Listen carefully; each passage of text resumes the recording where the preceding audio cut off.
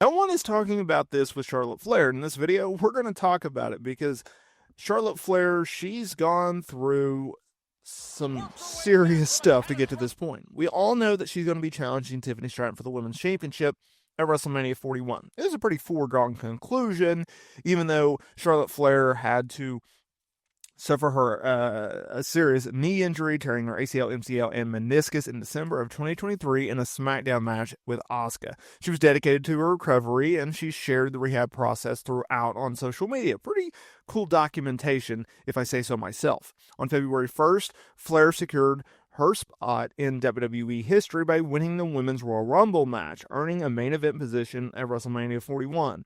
She could have went after the Women's World Championship and run it back with Rhea Ripley, who is now no longer the champion, or she would go after the dream match, which is Tiffany Stratton. Both women heavily praised, and both women talking about how they want to get this match. And so she did so, and then Tiffany Stratton did a program with Trish Stratus, and Charlotte was just kind of left out in the cold. Well, the March to road to WrestleMania is certainly on, and including the March 14th episode of SmackDown, Flair secured a win over BFAB. However, post-match, she was attacked by Tiffany Stratton, igniting a new chapter in their rivalry. No more respect, no more tension, full physicality. Now, this physicality escalated to both stars exchanging some super sharp remarks on social media, to the point where Flair mocked Stratton by commenting on her appearance, to which Stratton resorted to questioning Flair's stance on discussing her looks.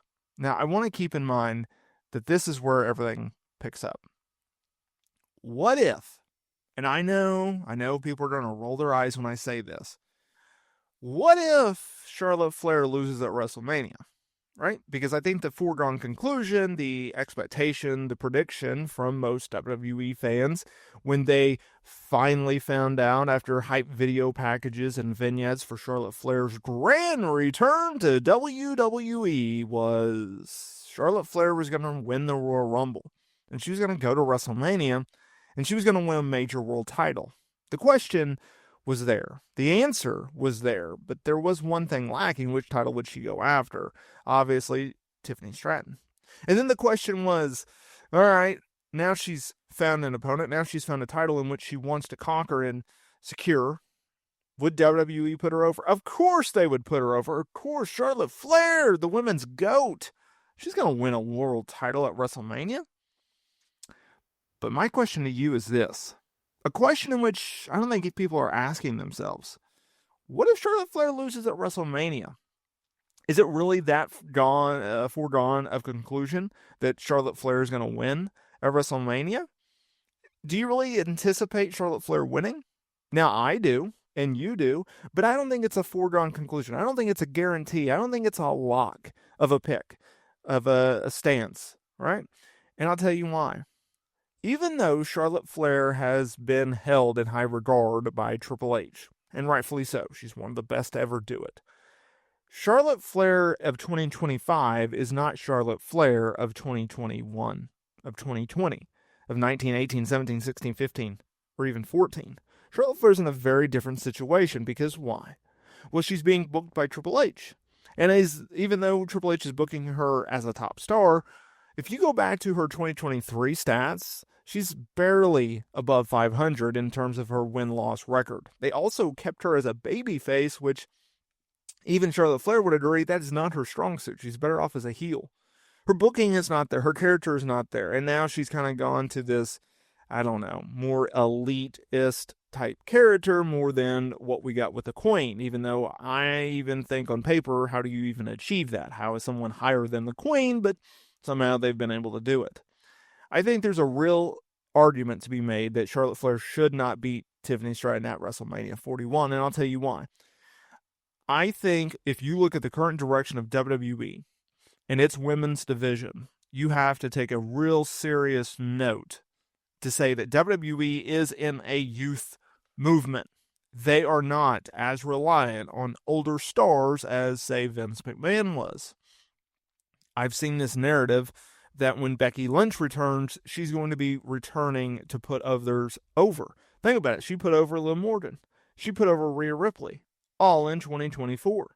Charlotte Flair, who is close to breaking the world title record. I think she's at 15 now, 14 or 15. She's close to that record.